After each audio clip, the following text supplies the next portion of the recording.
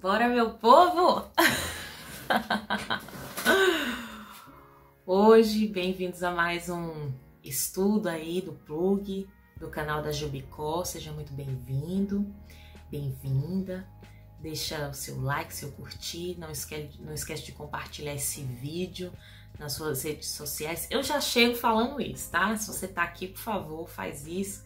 Ajuda aí o canal e também nos ajuda a espalhar esse conteúdo, né? De qualidade sobre a palavra de Deus, né? Se vocês chegaram até aqui no livro de Esther, nós vamos falar sobre essa jovem Esther hoje, vocês já devem ter percebido que, nossa, eu tô até meio assim de fazer esse vídeo, de gravar esse estudo, porque, nossa, quem veio antes, meu Deus do céu, fico até constrangida. Mas, né, pela misericórdia de Deus, nós aceitamos, né, essa missão que nos foi dada, esse convite que me foi feito, então aceitei e crendo que Deus pode usar qualquer um dos seus filhos, né, nós somos guiados pelo Espírito Santo, então vamos embora, tá certo? Bem, pessoal, nós vamos estudar essa jovem, né, a vida dessa jovem nesse livro, mas seja em qualquer livro bíblico que tenha um personagem tão marcante, né, como Esther, e aqui no livro de Esther nós também vamos ter um personagem muito marcante que é Mardoqueu, né, também caberia aqui uma fala, né, só sobre ele, talvez ao longo do vídeo a gente chegue nessa fala, né, a gente vai conversar e bater um papo aqui sobre coisas que li, que estudei, que busquei para trazer aqui para vocês. Mas todas as vezes que a gente se propõe a estudar algum personagem, por mais que esse personagem tenha impactado a nossa vida e seja assim, um marco nas escrituras, o verdadeiro marco das escrituras é o autor da fé, não é isso? Então, assim, a grande beleza do livro de Esther é para quem ele aponta. Aquela sensação gostosa que você tem de ler esse livro, né? É você conseguir enxergar a teologia da providência divina através dessas páginas, através de apenas 10 capítulos. Então, assim, que esteja em nossa mente que todo personagem que está aqui e que foi escolhido, né, para vermos como esse jovem se comportou, como esse jovem impactou, como esse jovem glorificou a Deus, que a gente tem em mente que eles eram muito pequenos diante da grandiosidade do que Deus estava fazendo, do que Deus está fazendo. E mesmo assim se deixaram usar, cumpriram o seu papel, ou seja, eles consideraram aquilo como um verdadeiro privilégio. Todos nós, qualquer pessoa que esteja envolvido em algo que Deus tem produzido, precisa considerar isso um verdadeiro privilégio. Se você não estava na nossa live, na live aí do canal da Jubicó, uma live sobre missões com a missionária Jéssica, Jéssica falou, né, essa frase, é um privilégio, né? Tinha até um quadrinho aqui para mostrar para vocês do é um privilégio, mas fica para a próxima. Eu não deixei ele aqui perto para eu pegar, tá bom? Bem, nós vamos ver alguns pontos bem interessantes, bem marcantes desse livro.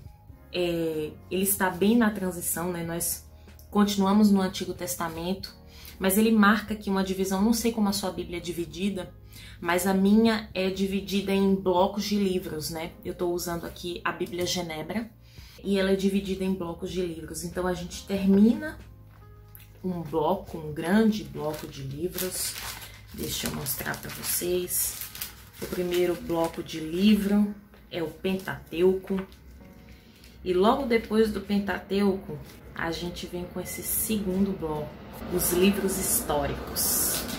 E aí Esther, o livro de Esther, finaliza esse bloco da Bíblia em relação aos livros históricos. depois nós temos os livros poéticos e de sabedoria, e depois nós temos os livros proféticos aqui no Antigo Testamento. O livro de Esté tem muitas particularidades. Uma das primeiras é que muitas pessoas não acreditavam que esse livro deveria estar aqui, né, no nosso cânon bíblico, né, na Septuaginta. Algumas pessoas não acreditavam que esse livro deveria fazer parte do nosso cânon. Uma dessas pessoas se comenta que ela era Lutero, mas a gente não tem nada muito fundamentado de que a opinião de Lutero era realmente contra esse livro. Isso, pelo que eu li aqui, ficou mais como um burburinho, uma coisa que o pessoal comentava que ele era contra o livro de Esté fazer parte do cânon bíblico. Antes de nós falarmos especificamente de Esté e do seu posicionamento, a gente precisa começar pelo que o livro começa. A gente precisa começar pelo contexto histórico. Os livros históricos, eles têm esse nome porque a história que eles contam, né, eles têm muito conteúdo, muita bagagem histórica mesmo. E a primeira coisa que o autor desse livro faz é dizer assim pra gente, olha, você que está lendo esse livro, você precisa se situar historicamente, porque senão você não vai entender a magnitude e a potência daquilo que foi a obra de Deus no livro de Esté. Então, a primeira coisa que nós vamos fazer é entender onde nós estamos. Então vamos lá. Qual era o contexto histórico do livro de Esté? A primeira coisa que a Bíblia nos diz é que naquele tempo nós tínhamos a figura do rei Assuero, né, do imperador Assuero, que tem como nome persa Xerxes. É muito interessante a gente voltar a alguns livros lá na Bíblia e nós prestarmos muita atenção, e fica aí uma das minhas indicações, do que um historiador greco-persa, que foi Heródoto, escreveu sobre esse personagem. A primeira coisa é sobre a linhagem de Xerxes. A gente já, na Bíblia, a gente já ouviu falar sobre o pai dele e sobre o avô dele. Então, assim, Xerxes era filho de Dario. E Dario foi filho de Ciro. A gente já conhece Ciro, se você perceber, né, os livros de 2 Crônicas, Esdras, Isaías e Daniel mencionam Ciro, enquanto os livros de Esdras, Neemias, Daniel, Ageu e Zacarias mencionam Dario. Então, Xerxes foi levantado imperador, né? Ele tomou posse do reino com 32 anos. Gente, muito jovem, muito jovem. E isso aconteceu porque seu pai, Dario, morreu durante uma campanha de guerra contra os gregos, que foi conhecida como a primeira grande campanha, né? O primeiro grande levante da Pérsia em acabar com as insurgências do povo grego, que não reconhecia o Império Persa, não queria pagar os devidos impostos e estava ali se rebelando. Dario vai contra os gregos, né, meio que ensoberbecido porque tinha um poderio militar, né, muito maior, mas na verdade é que ele leva na cabeça e ele acaba morrendo durante essa campanha. Ele adoece, ele está indo lá para a Grécia, mas surge uma nova rebelião no Egito. Dario precisa se desviar desse caminho e vai até o Egito, né, acalmar essa rebelião, mas no trajeto ele acaba adoecendo e falecendo. E quando isso acontece, Xerxes ocupa o trono e aí assume o seu lugar enquanto rei, enquanto, né, imperador ali do Império Persa, com 32 anos. Quando Xerxes assume, gente, ele assume um império com um grande poderio militar. E como a Bíblia vai nos dizer, aqui ele está no seu 3º ano de reinado. Então, aqui no início, né, quando a gente está vendo essa festa na cidadela de Suzã, ele está com 35 anos. Um rapaz né? Um homem muito jovem, mas não pensem que por ser muito jovem ele era pouco experimentado. Na verdade, a formação dele era uma formação muito rígida em relação ao estudo de filosofia, literatura, geografia, estratégia de guerra. Então, ele foi criado de forma muito disciplinada para realmente assumir o trono. Então, esse é Xerxes, né? Uma pessoa que tinha tudo ao seu dispor. Ele era um imperador.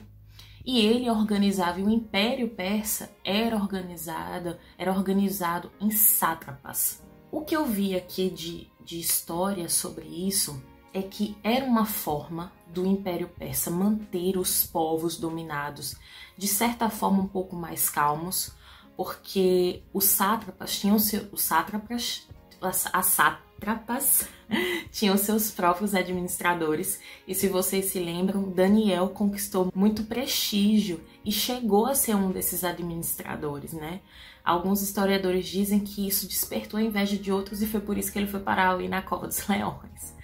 Então, assim, diante disso, por que ele organizava, por que ele dividia o reino assim? E essa informação que a gente vai encontrar aqui no capítulo 1, que ele reinava, vamos ler aqui que eu já esqueci as duas palavrinhas, que ele reinava da Índia até a Etiópia e tinha 127 províncias, deveriam ser 127 sátrapas sobre o seu domínio. Uma grande sátrapa que ficou super conhecida na história é a Babilônia. Era uma das sátrapas mais ricas, né, onde ficavam grandes haréns de cavalos, de poderio bélico, era na Babilônia. E mais aqui, nós estamos na Cidadela de Suzã. E aqui na Cidadela de Suzã, nós vemos o rei Assuero, o imperador Xerxes, dar 2 grandes banquetes. Um primeiro banquete que foi dado para príncipes, para pessoas mais importantes, para que ele mostrasse as suas riquezas, e um segundo banquete para pessoas da cidadela, para pobres, e para que o rei pudesse mostrar todo o seu poderio financeiro, né? Então, assim, fica bem claro no texto que era vinho, comida, bebida, todo mundo à vontade, e todos os servos e servas estavam ali totalmente instruídos a não segurar a mão de ninguém. Quer comer, come, quer beber, bebe. Então, assim, nós vamos ter vários banquetes ao longo do livro de Esther. São, na verdade, 8 banquetes. E ao longo da Bíblia, nós vamos ver muitos reis dando várias festas e festas grandiosas. Mas o que o comentário histórico diz, gente, é que como a festa dos persas, é muito difícil de se encontrar algo parecido com as festas que os persas davam. Se nós analisarmos aqui o texto, era um banquete de 6 meses. Uau, isso é muito gasto, né? Realmente um rei, um imperador que não estava muito preocupado, né, em segurar aí, né, dinheiro para prover para a sua população, mas na verdade ele estava querendo ostentar mesmo. E aí, no meio dessa ostentação, no meio dessa bebedeira toda, esse rei se vê totalmente cheio de vinho, né? Já mais para lá do que para cá. E ele resolve ostentar o seu outro objeto de valor. Olha aí nós mulheres, mais uma vez, tratadas e apreciadas como objeto. E aí nós vamos conhecer Vashti, a rainha Vashti, que também estava dando um banquete, um grande banquete para as mulheres. Ela não estava por baixo, ele está dando um banquete, eu vou dar um banquete também, porque eu sou rainha desse negócio aqui. Eu vou gastar o dinheiro do império. E lá foi ela. Lá para as tantas, né? Depois de muito vinho, o rei decide ostentá-la, pois ela era muito bonita, muito formosa. E ele pede que ela se apresente com a coroa real. Mais um motivo de ostentação para mostrar ainda mais a sua beleza. Ó, eu não tenho só essas 120, 127 províncias aqui, não. Eu tenho tudo isso aqui, eu tenho essa fartura, eu tenho vinho. Deixa eu mostrar pra vocês minha outra joia, Rainha Vashti. Gente, Rainha Vashti simplesmente não compareceu. Ela desobedeceu a um decreto real. Então, assim, Memucan, se eu não me engano o nome dele, ele simplesmente dá um conselho ao rei Assuero e diz assim: olha, Assuero, a gente tem um problema, né? Depois desse episódio, depois que Vashti levantou o brado da primeira revolução feminista do Império Persa, né? Do Império Medo-Persa, Memucan, um dos conselheiros, diz: olha, o que a gente vai fazer com Vashti, né? Se a gente não der uma lição em Vashti, não é só o reino, mas são todos os homens do reino que vão ficar numa situação complicada.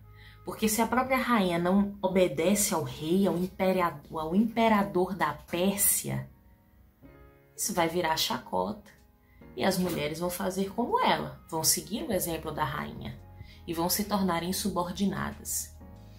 E diante disso, e gente, só uma coisa aqui para vocês, a Pérsia, nos comentários que eu li, a Pérsia tinha uma lei em relação a essa questão da mulher, do casamento, um pouco à frente do seu tempo. Então é por isso que a gente não lê aqui nesse livro, não, executamos Vashti, pena de morte para Vashti, forca para Vashti, esquarteja Vashti, mata Vashti. É por isso que a gente não lê isso nesse livro, porque já existia um avanço nas leis que regiam a Medo-Pérsia em relação a esse tratamento. Então nós vemos Vashti ser deposta, a gente não sabe o que acontece depois.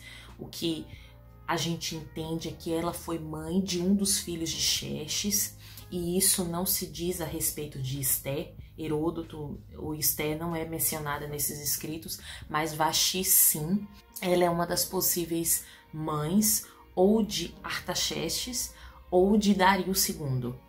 Então, ela só não foi morta porque a Pérsia tinha um código, né, de conduta, de leis em relação a isso, um pouco mais avançado do que o seu tempo.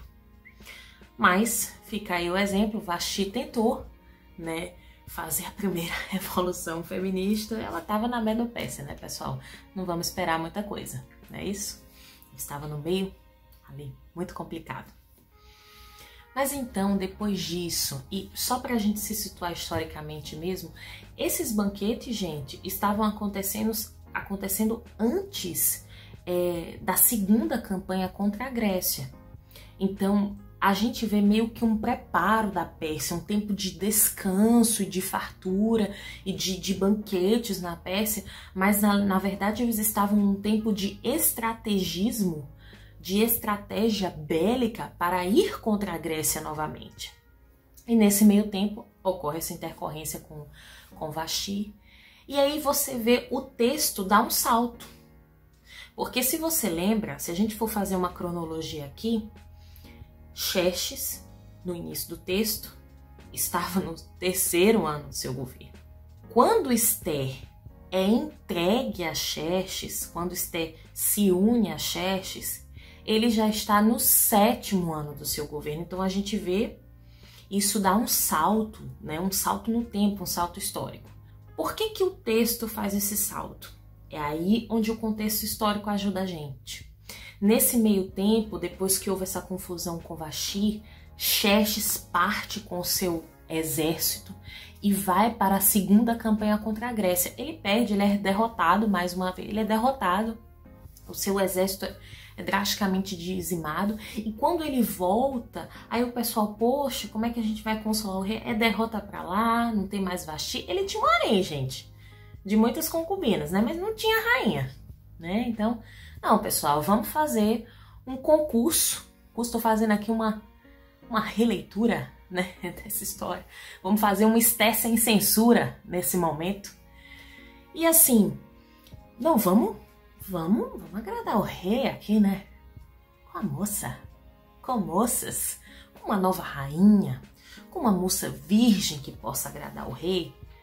E aí, gente, eu sei que na escola bíblica, dominical infantil, a gente escutou que Esther passou por um grande concurso de beleza. Nossa! E eu não tô querendo dizer que não foi um concurso de beleza, até porque ela passou um ano de preparação para, né, se banhando com óleos, com mirra, né, ficando extremamente até todas as seus poros serem enchidos de óleo para que ela nunca cheirasse mal. Eu acho que era esse o objetivo, para que ela nunca cheirasse mal quando estivesse perto do rei Assuero. Mas na verdade que isso não se tratava só de um concurso de beleza, gente. Isso se tratava de um teste sexual também. Então, assim, quem mais agradasse o rei, não se esqueçam de que depois desse ano, essas moças virgens que foram, né, captadas ali de todas as 127 províncias das sátrapas, elas passariam por esse ano de preparação e logo depois iriam para um teste sexual com Assuero. O texto diz aqui que Assuero amou a Esther, gente. Isso envolve deslumbre na beleza, mas isso também envolve prazer sexual, porque a cena em que nós estamos ali é uma cena em que, se você imaginar, né, como se fosse um filme, a cena que nós estamos ali é uma cena de teste sexual de Esther. Naquele momento, né, essa jovem passa por esse período de embelezamento para passar por um teste sexual. Se ela passasse, se ela fosse agradável a ponto, se ela fosse a mais agradável de todas, né, se o rei se agradasse dela em vários aspectos e o aspecto sexual está incluído nisso, ela ganharia a coroa.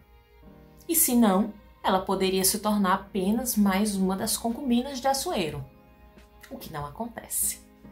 Porque a Bíblia diz que Assuero a amou, que ela se preparou, que desde o início o eunuco que cuidava dessas virgens favoreceu a Esther, gostou dela logo de cara, ela já começou a ser querida por todos.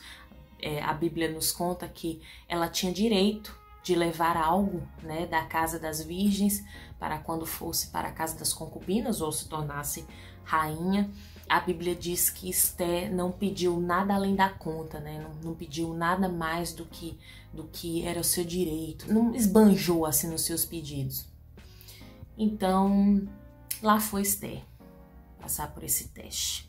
E aí, pessoal, nós vemos uma jovem órfã, criado por um tio/primo, entrar aí como rainha do Império Medo-Persa. E a Bíblia nos conta que, claro, um casamento não pode se comemorar com outra coisa além do que um grande banquete. E Xerxes providenciou isso, eles comemoraram seu matrimônio. Mas agora é que a treta começa. Vamos começar com a treta. Vamos lá! A gente começa a ver um pouco mais ao longo da história sobre Mordecai. E aí a gente precisa entender um elemento muito significativo na treta da história, porque essa treta dessa história não começou aqui, gente. Essa treta tá lá em Moisés. Vamos lá, vamos voltar para o Pentateuco, a gente precisa voltar lá. Lembra lá daquela batalha que está lá, aquela batalha em que Moisés fica cansado e que ele precisou do amparo de Arão e de Ur para manter as mãos levantadas, enquanto Josué estava ali comandando a batalha, liderando os hebreus. Bem, quando eles terminam essa batalha, o Senhor pediu para que fosse escrito num rolo, dizendo assim: escreva isto num rolo, como memorial, e declare a Josué que farei com que os amalequitas sejam esquecidos para sempre debaixo do céu. Moisés construiu um altar e chamou-lhe "O Senhor é minha bandeira", e jurou: "Pelo trono do Senhor, o Senhor fará guerra contra os amalequitas de geração em geração." Passados-se alguns anos, muitos e muitos anos depois disso, nós vimos que Saul entra em uma batalha contra os amalequitas e ele captura Agag, o rei dos amalequitas. Diz assim o texto: "Capturou vivo Agag, rei dos amalequitas, e exterminou o seu povo. Mas Saul e o exército pouparam Agag, e o melhor das ovelhas e dos bois, os bezerros gordos e os cordeiros. Pouparam tudo o que era bom, mas tudo o que era desprezível e inútil destruíram por completo. Então o Senhor falou a Samuel: Arrependo-me de ter constituído a Saul rei, pois ele me abandonou e não seguiu as minhas instruções." Samuel ficou irado e clamou ao Senhor toda aquela noite. Por que a gente entender esse contexto dos amalequitas é tão importante para a gente entender a treta da história de Esther? É porque, gente, Amã, que vai ser o principal antagonista dessa história, a gente vê que Amã é descendente dos amalequitas. E Mordecai, ele dá a entender o texto em que existe uma consciência de Mordecai dessa origem de Amã. Um dos motivos que a gente encontra de explicação para Mordecai meio que fazer uma birra e não se curvar diante dele. E aí começa uma rixa entre os dois. Você percebe que quando isso começa a acontecer, o texto fala que as pessoas começaram a falar, comentar sobre esse episódio: olha, mas Mordecai não se curva. E não se curvava mesmo. E era judeu. Então, a origem de Mordecai era conhecida. Então, o que acontece ali entre Amã e Mordecai é uma guerra ali étnica de muitos anos atrás, né? É uma guerra que o Senhor estava travando. Existia ali uma guerra entre grandes dois povos. E já existia uma promessa divina de Deus de Israel varrer esses povos da existência da terra. O que deveria ter sido concretizado por Saul, mas em desobediência isso não foi feito. Então agora nos resta, na história de Esther, mais uma vez, o povo judeu tem uma antagonista amalequita. Então perceba, Amã, sabendo que Mordecai é judeu, quando tem a oportunidade, não trava uma guerra para eliminar Mordecai apenas. Ele trava uma guerra para eliminar os judeus. Para colocar, olha, vamos acabar essa coisa que está ali de geração em geração. Lembra, né, do que aconteceu no passado? Não vou mais permitir isso, eu vou acabar com os judeus. Mas existe uma promessa do Deus de Israel de acabar, de exterminar os amalequitas. Então, gente, é nesse contexto, né, desse plano de morte que começa a ser formado no coração de Amã, primeiro com uma birra, um desgosto, né, uma implicância em relação a Mordecai, mas isso toma uma proporção feroz. E ali a gente não... Aí esse personagem não quer mais matar uma pessoa, ele quer exterminar um povo. Um povo. Olha isso. E no meio disso tudo temos a nossa Esther, a nossa rainha, né, que está lá no palácio. E aí acontecem muitas coisas na história. E Mordecai consegue fazer com que Xerxes permita que ele promulgue um decreto e marque um dia para o extermínio dos judeus, né? E diante desse decreto, os judeus ficam apavorados, gente, né? Aqui a gente tem, quando Mordecai recebe a notícia desse decreto, a Bíblia nos conta que ele rasgou as vestes e também se vestiu de cinzas e pano de saco. Então a gente tem a tristeza foi tanto que a gente tem duas formas combinadas, duas formas juntas aqui no texto de uma pessoa expressar grande tristeza no meio judaico, rasgando as vestes, mas ele não faz só isso, ele coloca cinzas, né? Cinzas sobre ele. Então, assim, a gente precisa retornar lá em Moisés e lá em Saul para a gente entender a magnitude do que está acontecendo aqui. Então, no meio de um grande império persa, de um grande domínio, nós temos um entrave que aparentemente é um entrave apenas entre duas pessoas, mas é uma briga entre duas nações, entre dois povos, e com uma promessa do Deus de Israel, do Deus verdadeiro, do nosso Deus, de exterminar a descendência dos amalequitas da terra. Mordecai providencia para que Esther saiba, né? Esther toma conhecimento dessa situação. E aí, gente, meu Deus, a gente vê dos textos mais emblemáticos desse livro. Porque na hora que Esther sabe disso, meio que ela sente, poxa, eu sou a rainha, né? Poderia fazer alguma coisa, né? Mas aí já vem alguns versículos que ela tá ali. Mas Mordecai, tem quase um mês que eu não vou perante o rei. E se eu for perante ele, eu não posso ir perante ele sem que ele me chame. Se eu for perante ele, ele não estender o seu cetro de ouro, eu posso morrer. Eu posso morrer. Se alguém fosse à presença do imperador, do rei, sem ser chamado, e ele não levantasse o seu cetro de ouro, que significa dizendo que aceitava a presença daquela pessoa ali, mesmo não tendo sido chamada, ela iria morrer, gente. Então, Mordecai, que nessa história entenda esse personagem muito emblemático, né, que depois no final do livro de Esther vai adquirir um posicionamento de grande respeito e poder no Império Medo-Persa. Entre os judeus, ele já se torna muito respeitado pela importância que ele teve nessa história, mas depois ele vai ser elevado, né, ele vai conseguir um cargo de grande poder, de grande estima nesse império.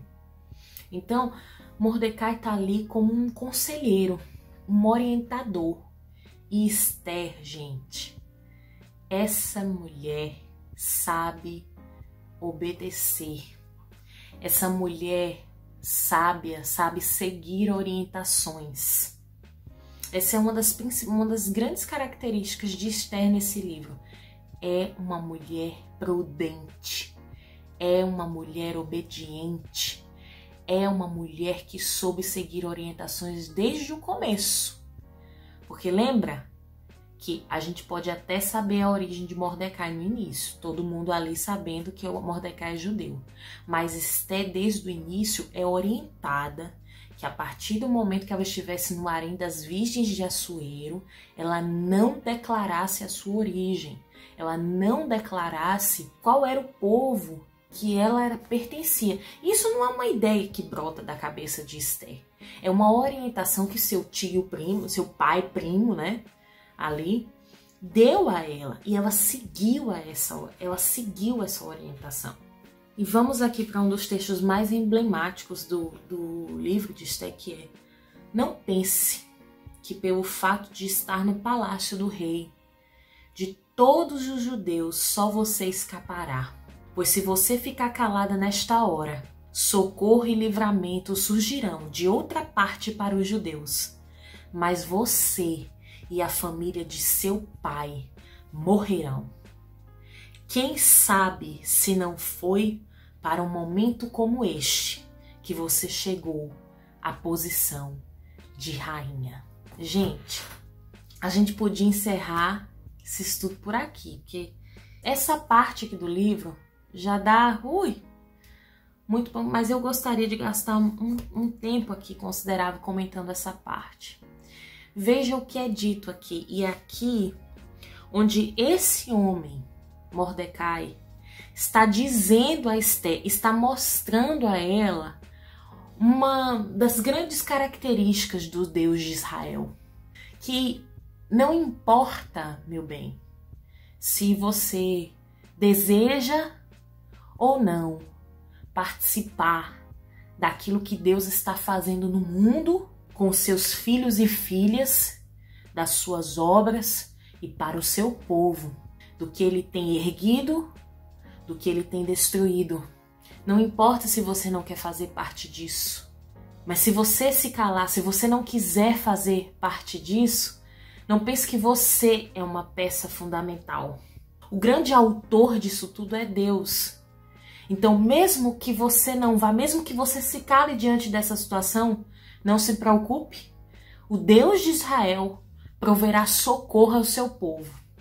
Mas você não só perderá o privilégio de participar disso, de participar de um momento em que o Senhor, de alguma forma, que eu não sei, mas ele irá fazer, salvará Israel dessa destruição, salvará os judeus dessa destruição, ou você pode ficar calada e achar que essa posição em que você está agora vai guardar você. Ela não vai guardar você, Esther. Ela não é suficiente para guardar você. Não é o Império Medo-Persa, não é o Xerxes, não é a guarda real, os guardas que você tem no palácio, que vão conseguir fazer você escapar das mãos do Deus de Israel, por conta da sua omissão. Nada disso importa para esse Deus. Mordecai estava ensinando a sua prima Esther que esse Deus é onipotente, ele é onisciente, ele é o verdadeiro soberano. Ele é o verdadeiro soberano. Não há ninguém como ele. Não há nada como ele. E, gente, diante disso, eu não sei. Aqui a gente não sabe, viu? Aqui quem falar sobre isso é elucubração em cima do texto bíblico. Mas deixa eu te dizer uma coisa. A gente não sabe como é que estava. A gente não sabe o que estava. Como é que estava o coração e a mente de Esther? O que ele estava pensando? Quais são as minúcias do... Ela estava angustiada, ela estava triste. Ela passou noites e noites chorando em relação a isso. Nossa, ela estava muito pesarosa. Nossa, e como foi que essa menina encarou Assuero, né? Como é que essa menina foi para esse harém de virgens? Como é que ela foi lá e dormiu com o rei da Pérsia e depois se tornou rainha. A Bíblia, o texto bíblico não foca em descrever, né? Em saber, em nos dizer como é que estava esse turbilhão de emoções dentro de Esther. Sabe o que eu aprendo com isso? Que existe uma objetividade no texto bíblico que descarta tudo aquilo que dentro de nós não vai magnificar o Senhor. Tudo aquilo que dentro de nós, ao longo do tempo, pode gerar dúvidas em outros. E tudo aquilo que dentro de nós pertence somente a nós. A nossos momentos privados com o Pai. Não cabe exposição. E o texto não expõe isso. O texto expõe as atitudes de Esther, de Mordecai, de Amã e de Xerxes, que glorificam e magnificam a soberania de Deus. Então, nossa, como é que você acha que Esther estava? A resposta é, não sei. Acho que ela estava num primeiro momento em conflito, mas depois vemos um texto bíblico que ela pede ajuda e me ajudem, né? Vamos instituir um jejum, vamos fazer uma das disciplinas espirituais, vamos para essa batalha, mas vamos mais fortes, né? Vamos clamar ao Deus de Israel. E aí ela monta esse plano de jejum e de adoração e de clamor entre os filhos de Israel para ir para a batalha, não contra a carne ou contra a sangue, mas contra principados e potestades, gente. É isso aqui também. Então, assim, a gente tem que ter muito cuidado com as inferências que a gente faz dos pensamentos e dos sentimentos dos personagens bíblicos, por mais que a nossa imaginação floresça, né? Aqui, nesse texto, a gente tem o fundamento do texto, o fundamento da vida de Esther, o fundamento de Mordecai, de Xerxes, enfim, de Amã, desses personagens que apontam para o Senhor. E devemos gastar o nosso tempo investigando o que está escrito, não fazendo elucubrações que podem nos afastar do princípio, do principal objetivo pelo qual essa palavra chegou até nós. Entende? Então, assim, de todas essas elucubrações que poderíamos fazer sobre os sentimentos, sobre o coração de Esther, eu não sei te dizer isso, porque a Bíblia não diz isso. Mas eu sei que eu vejo num primeiro momento uma certa indecisão ali, o que faço? Não, olha, Mordecai, não vou poder, não tem 30 dias, posso morrer e tudo mais. E depois vem um conselho tremendo de seu primo, dizendo, olha, só te digo uma coisa, não confia nisso aí não. Não confia em carros e cavalos não, que esse Deus aqui é soberano. E quem confia nesse Deus viverá. Quem não confia e não participa do que ele tem feito, perecerá, morrerá. Então, pessoal, essa menina, né, vocês já conhecem a história, acredito que vocês, né, devem ter lido o livro de Esther aí durante a semana ou vão ler depois que assistirem, mas uma trama, né, um tom muito, esse texto tem um tom muito satírico, muito irônico, porque ao longo do tempo a gente vai vendo Amã, que arquitetou um grande plano, ser morto e enforcado. E vemos Esther e Mordecai, né, com os demais filhos de Israel, celebrando numa grande festa o fato dos judeus não serem mortos nem naquele dia, nem depois. E aí a gente termina o livro com o grande objetivo, com a instituição da festa de Purim. Na verdade, o objetivo, todas as vezes que a gente lê um comentário bíblico, a gente vê aqui que, pelo menos aqui no início, pelo menos o comentário bíblico pequeno da Bíblia, sempre coloca que o objetivo do texto, o objetivo desse livro ter sido colocado aqui, é para que a gente soubesse a origem da festa de Purim, né? A origem dessa festa, por que dos judeus celebrarem essa festa, por que essa festa também ficou tão marcada no memorial do povo judeu, sendo que a maioria, né, grande proporção aí, se a gente for fazer, de festas, eu não sei se todas as festas que depois a gente vai ver de celebração do povo judeu foram instituídas no período mosaico, mas entendo que essa daqui é uma das grandes festas que não está no período mosaico, ou seja, no período que a gente lê no Pentateuco, e Esther foi colocado aqui no cânon bíblico e passou aí, né, nas revisões para ser colocado aqui nos livros históricos por explicar a origem de uma festa que está guardada no memorial dos judeus, mas que não faz parte das festas que foram instituídas no período mosaico. Então, pessoal, esse foi um breve panorama geral, né, do que vamos conversar no sábado. No sábado a gente vai esmiuçar, né, um pouco mais as características de Esther, a festa de Purim, o desenrolar dessa história. Mas agora no final eu gostaria de fazer indicações de materiais que eu usei para pesquisar. Primeiro, as minhas leituras bíblicas foram feitas aqui na Bíblia Genebra, que é uma Bíblia que já tem um comentário bíblico, mas é um comentário bíblico bem resumido, né? É a conhecida Bíblia de Estudo, né? Boa, mas insuficiente, né, para sanar algumas dúvidas, algumas demandas que nós temos. A outra coisa que foi o principal aqui para que eu pudesse realmente adentrar esse livro como nunca adentrei antes, né? Eu queria já agradecer a oportunidade da Jubicó. Vocês me conhecem, né? Deixaram uma mulher aí que, uau, adoro. Mas eu preciso dizer que eu nunca li o livro de Esther como eu estou lendo agora. Então eu queria mostrar, indicar esse livro para vocês. Quem tá aí, o pessoal que já aderiu ao Kindle, o livro se chama Deus Salve a Rainha. É um livro, gente, do Joel Teodoro. Eu não conhecia esse autor ainda, mas o que eu conhecia é a editora, né? Que é a editora do Iargo Martins, lá do canal Dois Dedos de Teologia. Se vocês não sabem, ele tem uma editora também. E esse é um dos livros da editora dele. Gente, maravilhoso, maravilhoso mesmo. Se você quer aprofundar os seus conhecimentos e ver a grande beleza da teologia da providência divina no livro de Esther, leia esse livro. E vai ser um pouco do que a gente vai discutir no sábado, né? A teologia da providência divina, né? Será o objetivo do livro de Esther ter entrado entre os livros históricos?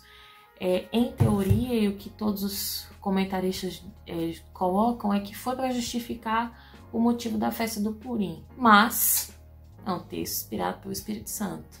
Então, hoje a gente não enxerga, nem antigamente, né? Pelo amor de Deus.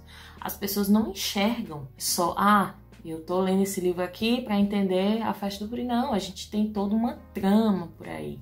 E aqui nesse livro está recheado, todo o capítulo novo, a gente vê um comentário, um pequeno trecho do comentário de Calvino, de João Calvino, em relação a esse livro, em relação a textos, e são todos comentários que apontam para a teologia da providência divina. A outra coisa que eu usei para fazer esse estudo bíblico é o comentário histórico-cultural da Bíblia do Antigo Testamento. Ele é dividido em 2 volumes, tem do Novo Testamento e do Antigo Testamento. Eu usei aqui a parte do Antigo Testamento.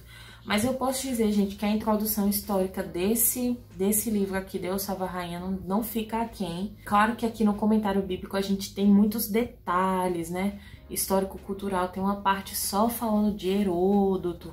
É bem rico, assim. Mas não cabia tudo aqui no vídeo, né? E eu também não decorei tudo para dizer para vocês. Talvez sábado outras informações, né, surjam, né? Estejam mais frescas na minha mente. Mas assim, se eu pudesse realmente indicar um livro, se você pudesse adquirir, seria o Deus Salve a Rainha, do Joel Teodoro, da editora Dois Dedos de Teologia. Também existe um outro comentário bíblico.